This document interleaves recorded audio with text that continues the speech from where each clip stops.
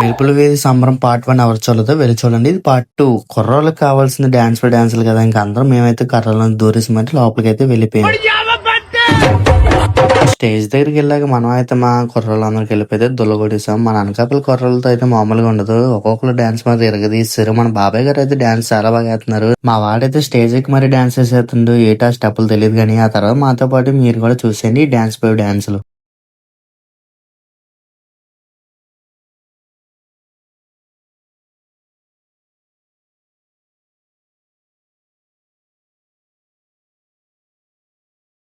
ఈ యాంకర్ పేరు ఏంటో తెలిస్తే కామెంట్ బాక్స్ లో కామెంట్ చేయండి మామ.